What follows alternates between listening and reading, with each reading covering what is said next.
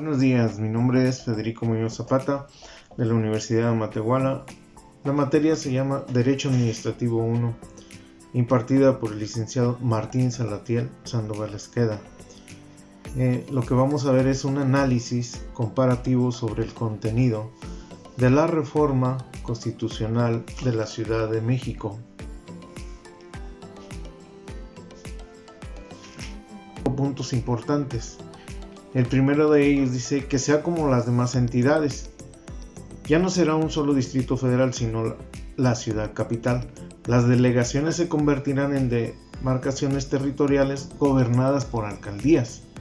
Esto significa que tanto el titular de la demarcación, que reemplazará a la figura del delegado, así como los órganos colegiados que habrá de crearse a semejanza de los cabildos municipales, será de elección popular directa, y los contendientes a ocupar esos puestos podrán ser miembros de un partido político registrado o candidatos independientes. La Constitución del Distrito Federal establece sus facultades, obligaciones y requisitos. El punto número 2 tendrá una constitución propia. Esa constitución local será la ley suprema de la entidad y solo la Asamblea Legislativa del Distrito Federal, o por sus siglas ALDF, tendrá facultad para aprobar adicciones o reformas.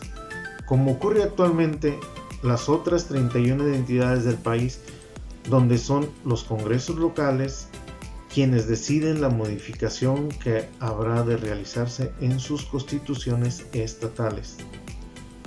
Esto de acuerdo con Porfirio Muñoz Ledo, comisionado para la reforma política del Distrito Federal, el Poder Constituyente, la Asamblea que tendrá a su cargo redactar y promulgar la Constitución del Distrito Federal.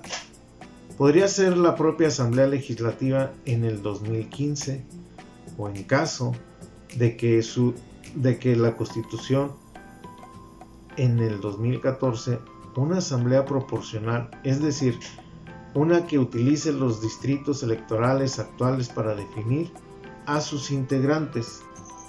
En el punto número 3, delimitará los poderes del Congreso de la Unión.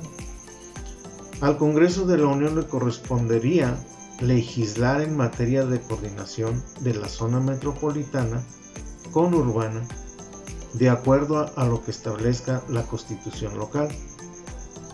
Y también intervendrán en materia de deuda pública, es decir, seguiría siendo quien autorice el monto de endeudamiento del Distrito Federal. Punto número 4, delimitará las facultades del presidente. El titular del Ejecutivo Federal continuará siendo quien informe al Congreso de la Unión sobre el ejercicio de los recursos de la deuda pública del Distrito Federal. También le corresponderá actuar en manera de coordinación de la zona metropolitana con urbana. Lejos quedarán los días donde el presidente elija al regente de la ciudad, de tal manera que era una sola extensión del poder federal. Con la reforma, el Ejecutivo deberá velar por el eficaz funcionamiento de los poderes de la Unión local,